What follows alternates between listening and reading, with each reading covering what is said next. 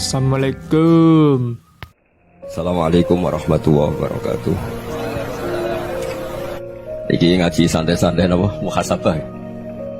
Muhasabah itu kalau Kiai Jawa maknani itu ngoreksi diri sendiri. Jadi menghitung diri sendiri. Ini pas bidang yang saya tekuni tadi karena Habib Ahmad yang minta kemarin sama ibu saya dari Indonesian Power itu. Ibu Lia, saya turutin sekaligus saya sambil belajar terus tentang muhasabah. Dalam konteks Indonesia, muhasabah itu sudah jadi perilaku ya. Karena dulu orang tua saya, guru-guru saya kalau ngandani itu, bayangkan kalau kamu jadi dia. Jadi misalnya kita mentang-mentang atasan, otoriter sama bawahan, bayangkan kalau kamu jadi yang bawahan itu kayak apa? Laukun tamakanah, kalau orang Arab bilang, bayangkan kalau kamu di posisi dia. Makanya guyonannya orang-orang Indonesia itu kan orang ngaramkan judi gitu, bareng dikasih tahu. Tapi yang menang anak jenengan, alhamdulillah, alhamdulillah. Ternyata ngaramkan itu karena ada anaknya. Kalau anaknya yang menang ya seneng.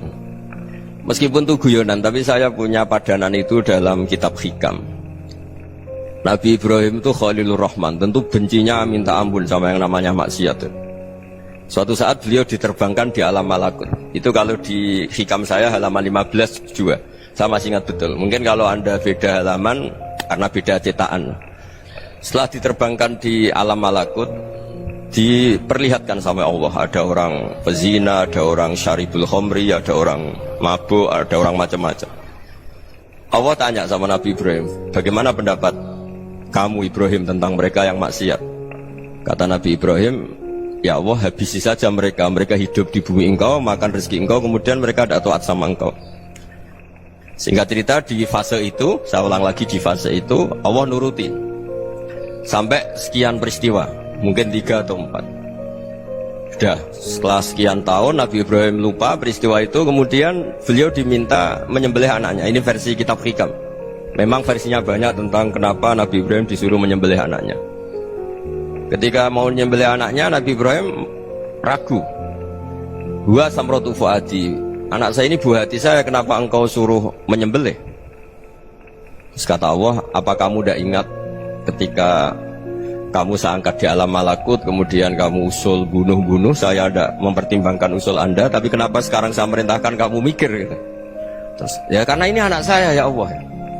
Terus kata Allah, rumang samu wong sumbukan mata ini gak gawean kau sing gawe kowe enak wae usul mata ini. Jadi saya yang bikin, kemudian Anda enak aja usul membunuh. Semenjak itu Nabi Ibrahim itu di eranya itu asfaqun nas, orang paling sayang sama manusia. Karena kadang kita keras itu ya kebetulan itu udah anak kita, ada keluarga kita. Cara orang Jawa itu kan gitu ya, kalau ada perempuan terus macak yang macam-macam pakai sepeda motor cowok, terus wah itu luput suwuk, semoga-moga gini. Tapi setelah dikasih tahu, niku ponakane jenengan, semoga-moga selamat. Jadi jangan-jangan kemarin Pak Ahlil Ma'asi itu kebetulan itu tidak keluarga kita. Kalau keluarga kita yang pernah salah pada kita, semangat kita mintakan maaf. Jangan-jangan kita didikte hukum sosial gitu. Jadi orang yang salah kebetulan itu orang yang menservis kita, atau keluarga kita, atau orang dekat kita. Jangan-jangan semangat kita mintakan ampun. Tapi kalau sama orang lain kebetulan musuh kita semangatnya minta itu kena azab. Nah ini yang nggak boleh dalam Islam. Islam mengajarkan niru Rasulullah SAW, Nabi itu rahmatal lil alamin. Bahkan kemarin saya ngaji virtual sama beberapa habaib. Ada Habib Ali Al-Jufri dari Mesir ya. Ada Habib Alwi dari Kuitang, ada Habib Nabil Al-Musawa. Dari sekian habaib itu saya masih ingat, diantaranya yang didawuhkan rahmatan lil alamin itu ketika Nabi adzahu qaumuh, disakiti oleh kaumnya, dan itu mereka masih kafir semua. Itu mereka dapat doanya Nabi, Allahumma hdi qaumi fa innahum la ya'lamun. Kayak apa baiknya Nabi, orang yang menyakiti, yang melukai, tapi Nabi masih berdoa, Allahumma hdi qaumi fa innahum la ya'lamun. Sayyidina Umar dapat doanya Nabi itu ya khina kana kafiran, ketika masih kafir didoakan, Allahumma izzal Islam bi Umar. Itu ketika masih kafir. Itu pelajaran bagi kita bahwa yang sedang tidak cocok pun itu berdapat doa kita. Ya doa supaya kondisi kita baik. hari tambah baik. Karena agama ini, saya berkali-kali bilang, limangka nayarjuwa hawal yawmal akhir. Agama ini diperuntukkan bagi yang selalu punya harapan pada Allah Subhanahu wa Ta'ala. Saya cerita muhasabah ini tentang hubungan kita dengan Allah. Di Indonesia itu banyak orang fasik, banyak orang nakal. Ya di mana-mana orang nakal itu ya mayoritas, wa aksaruhum fasikun. Tapi berkahnya harapan. Mungkin saya kira nakal sok benda, mungkin saya kira sholat sok ben sholat, mungkin sekarang belum sakhok, belum dermawan, suatu saat dermawan. Barokahnya itu kefasikan ini dianggap sementara, sedang fasik, sedang nggak benar. Karena kiai-kiai kita, para guru-guru kita, para habaib utamanya itu mesti bilang semoga husnul khotimah. Nah barokahnya doa itu semoga husnul khotimah itu menjadikan satu pola sosial. Yang sedang fasik ini masih diharapkan jadi lebih baik, jadi lebih. Sehingga kita tidak ngambil sikap ekstrim yang ingin menghabisi atau ingin mengadili, tidak. Karena selalu kita punya harapan. Dan agama ini limangka nayarjuwa hawal yawmal akhir. Bayangkan itu kalau yang nakal itu anak kamu. Pasti kamu gak ingin kan langsung dapat azab, dapat apa. Padahal kita semua jadi tokoh ini abul kulli, bapak dari semuanya. Sehingga ketika Rasulullah SAW jalan-jalan kemudian melihat perempuan sedang menyalakan api. Kalau apinya mati ditiup, anaknya dijauhkan. Nanti kalau sudah jauh dari api, anaknya digendong lagi. Terus kata Rasulullah, matur ke semua sahabat, Aro'aitum anna hadih tarihatan waladaha alan nar. Apa kamu berpendapat bahwa perempuan ini akan melemparkan anaknya ke neraka? Tidak ya Rasulullah. Tidak akan seorang ibu melemparkan anaknya ke api. Terus kata Rasulullah, Allahu arhamu min hadih biwaladiha. Allah lebih rahman, lebih rahim dibanding orang tua ini kepada anaknya. Ini yang harus kita kenalkan terus, kita kampanyakan terus, supaya orang hubungannya dengan Allah itu nyaman, asik. Sehingga dengan demikian selalu ada harapan bahwa yang sedang nakal ini suatu saat tobat. Kita tidak boleh menghukumi pasti begini, pasti gini, itu tidak wilayah kita. Itu juga yang dicontohkan Rasulullah SAW. Secara lahir Nabi itu nggak berkenan sama Wahsy, karena Wahsy itu salahnya salah fatal, karena membunuh ahabban nasi ila Rasulillah, yaitu membunuh Sayyid Hamzah. Jadi ketika Wahsy tobat, Nabi itu terima tobatnya.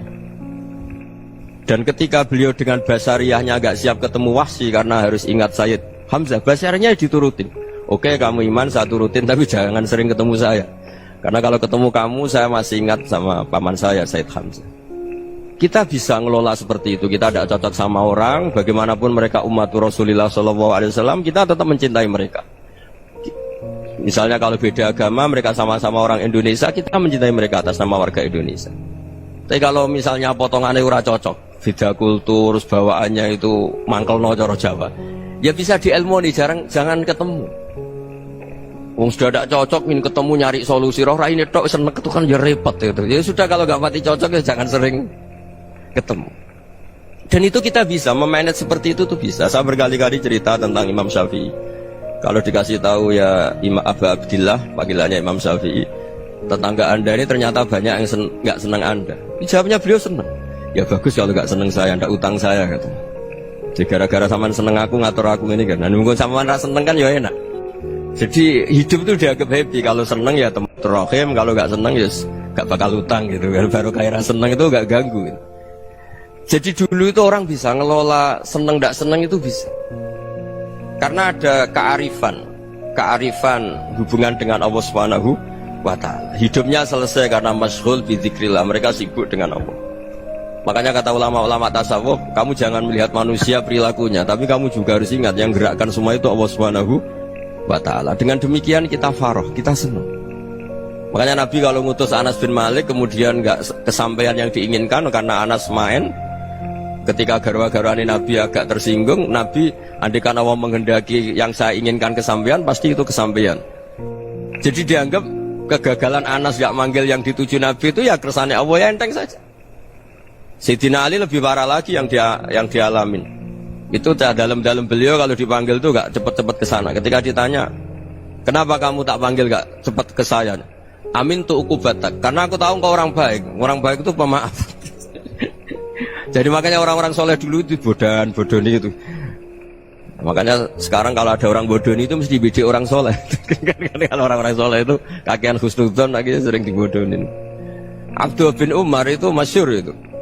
Kalau ada budaknya sering sholat, sergap sholat itu dimerdekakan. Akhirnya nggak sholat pun pura-pura sholat. Akhirnya juga dimerdekakan. Ketika ditanya, kenapa engkau merdekakan? Padahal mereka sholatnya menipu engkau, kata pembisik-pembisik itu. Man khoda'ana lillah in khoda'na lah.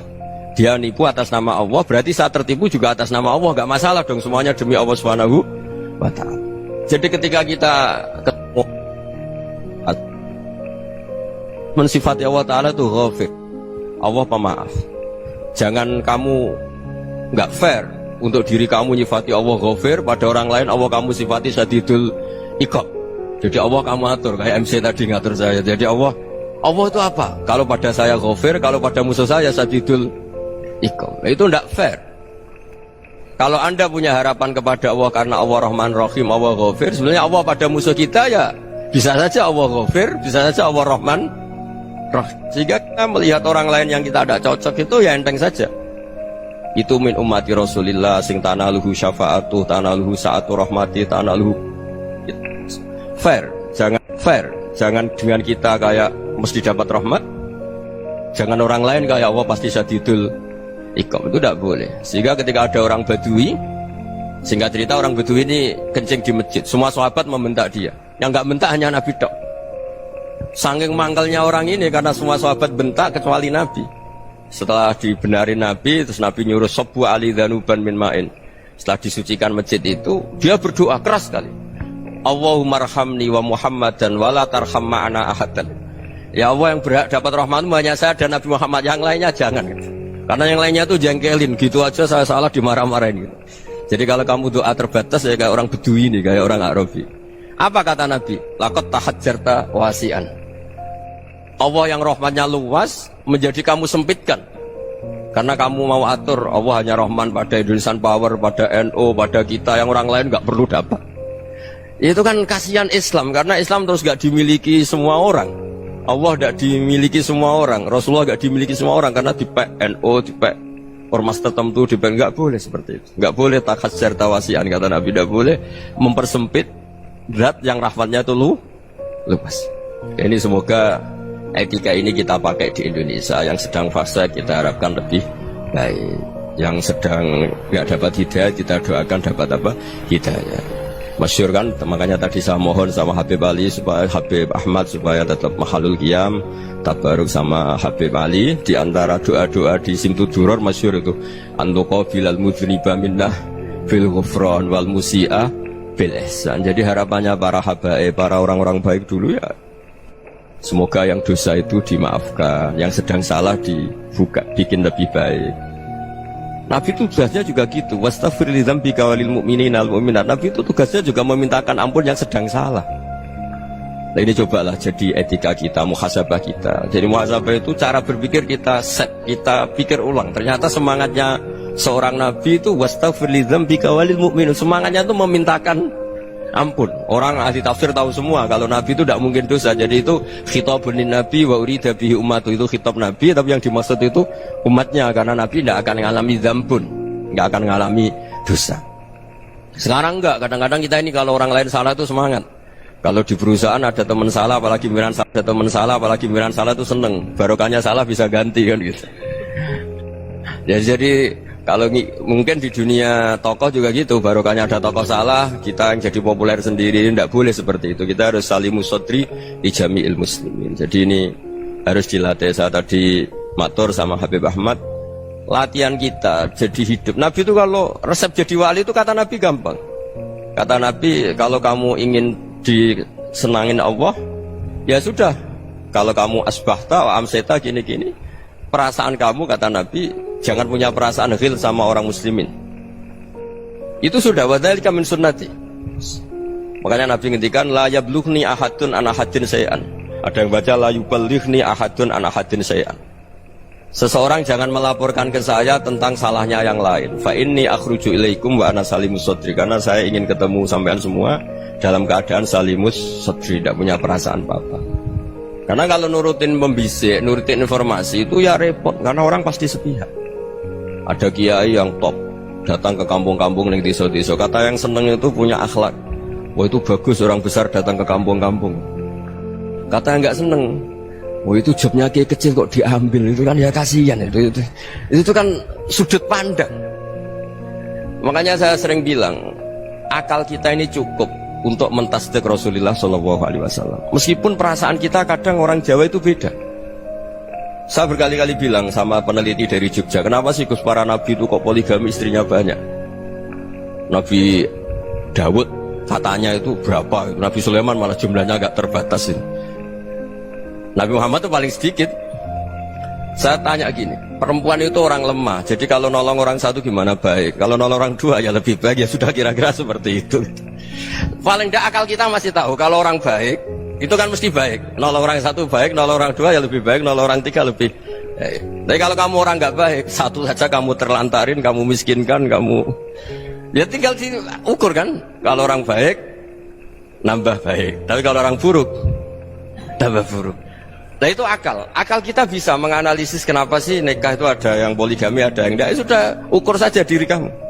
Misalnya kayak saya elek keriting, rabi terus, memperbanyak wong elek. Orang perilaku netok, raine dadi elek kabeh gitu. Tapi nak kowe iku ganteng, alim ganteng, sugih. Anake ganteng-ganteng, berhubung kowe saleh ahli swarga kabeh.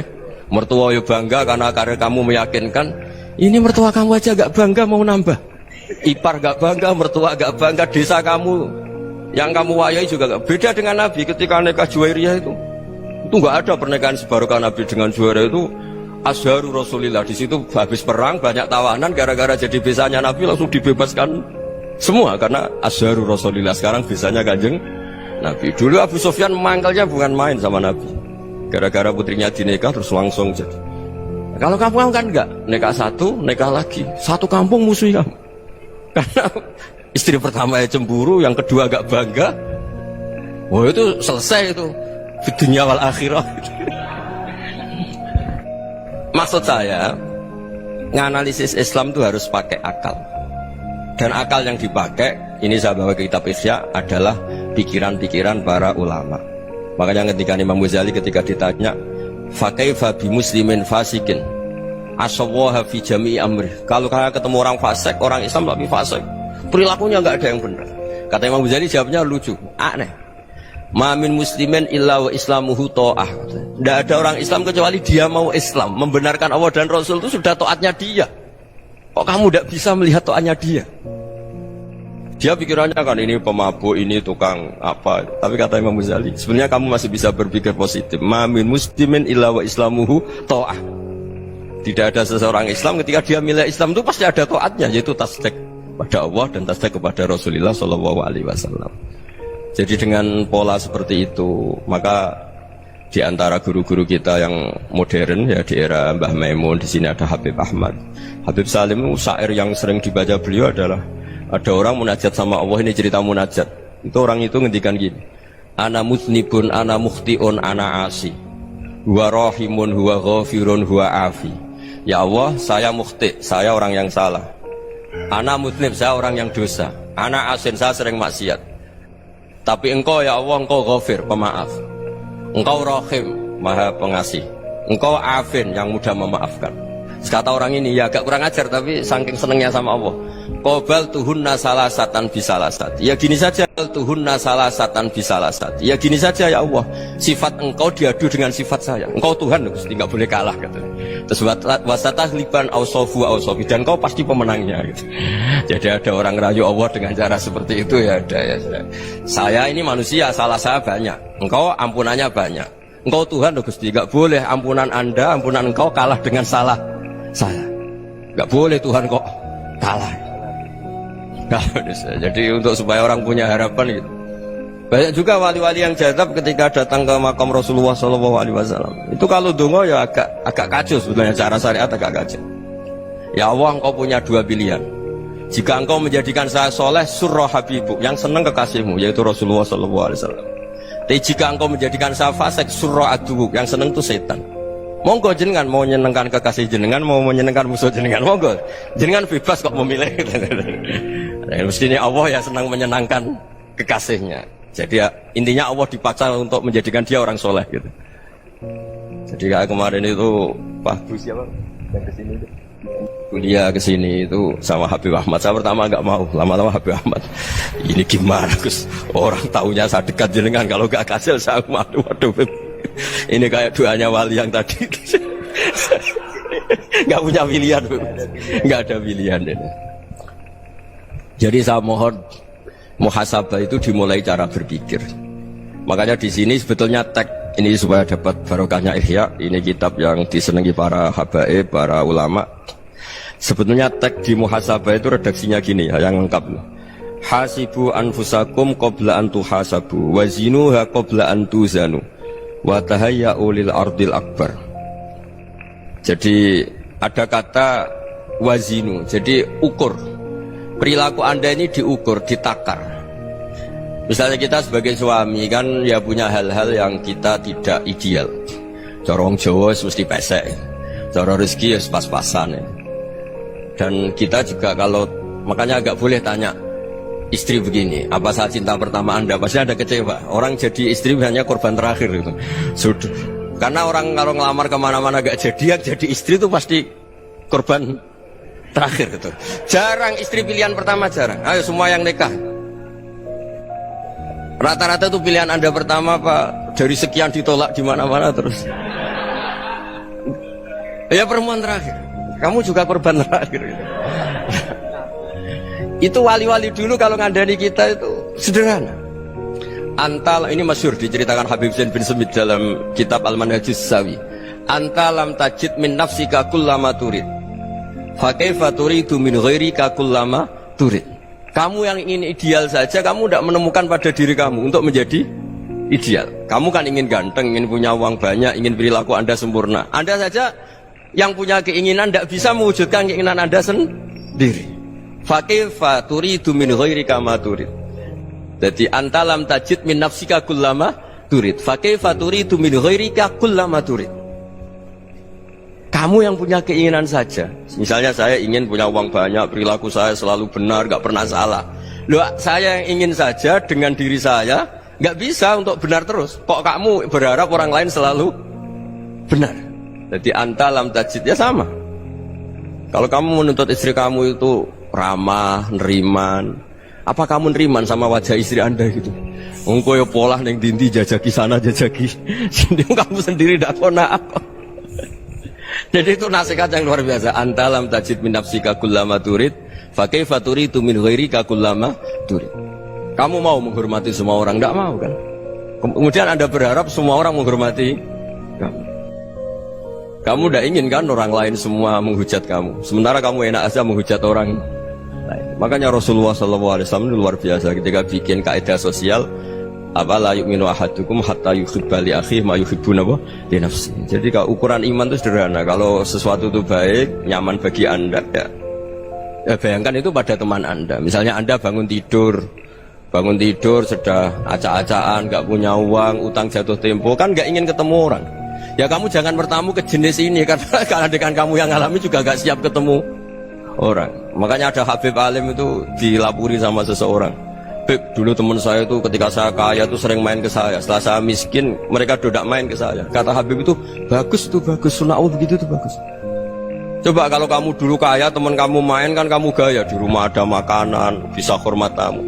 Setelah kamu miskin jadi buruh manol di pasar atau buruh bikin botol, teman kamu datang, malu enggak kamu? Mendingan enggak datang gitu. Akhirnya baru, oh ya alhamdulillah kalau gitu.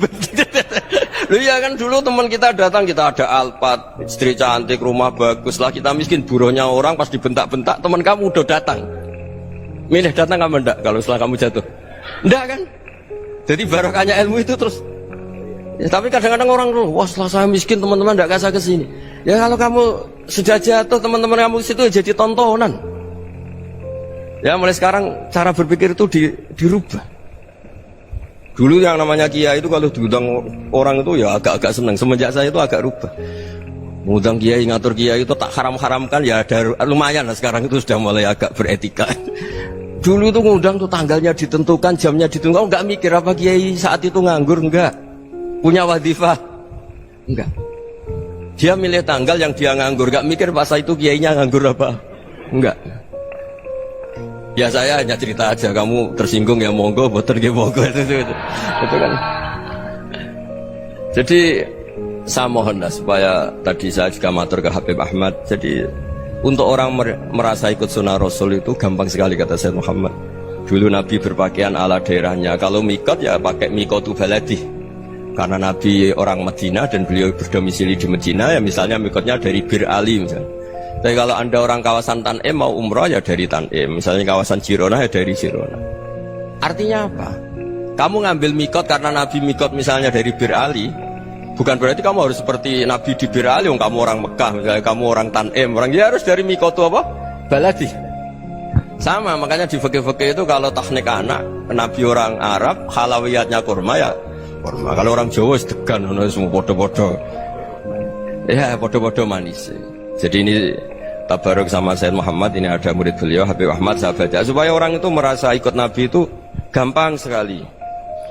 Ini saya baca ya di halaman, tadi disaksikan Habib Ahmad 433 di kitab, apa begini? Manhajus Salaf fi Fahmin Nusus. Itu kata Sayyid Muhammad, wa kanat sunnatu Rasulillah annahu yat'amu ma yajiduhu fi ardi wa yalbasu ma yajidu wa yarkabu ma yajidu mimma abahu wa ta'ala. Faman istamala ma yajiduhu fi ardi fa huwa al-muttabi' lis sunnah.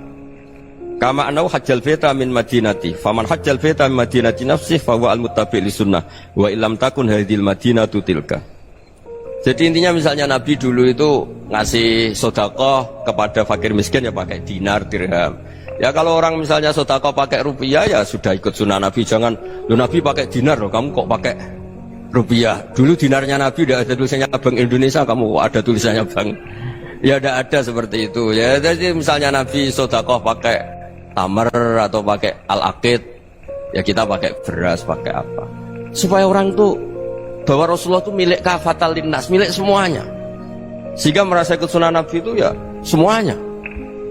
Makanya dulu Mbah Mun kalau motivasi saya supaya bombong, kalau orang Jawa bilang bombong. Wong Jawa itu mesti ono wong alim. Beliau menyontohkan Mas itu Mbah Fadol, Senori, Mbah Ihsan Jambes. Itu bisa ngarang-ngarang kitab luar biasa, padahal beliau bukan orang Arab. Imam Sibawa itu orang Persia, Imam Ghazali orang Tus itu juga ikut Persia. Kata Mbah Mun, wong sing ora Arab lah mesti untuk jatah alim kata beliau, karena Nabi itu diutus kafatal linnas. Nanti kalau orang yang alim itu Arab tok, berarti tidak ada perwakilan dari Afrika, dari Asia Tenggara, dari mana-mana. Makanya karena Nabi statusnya itu kafatal linnas. Jadi kita harus bangga sebagai Muslim, sebagai orang Indonesia, karena misalnya Wali Kutub dulu terkenalnya hanya ada di Yaman, di mana. Ternyata pernah ada juga di Indonesia, dan seperti Habib Abu Bakar Segaf Gresik. Jadi ya artinya kan tetap orang Indonesia, meskipun beliau zuriyah Rasul kan ya sudah orang apa? Orang Indonesia. Zuriyahnya Habib Ali Simtuduror sekarang di Solo. Jadi Indonesia juga dapat alawin banyak, dari Sadatin al-Alawin juga banyak.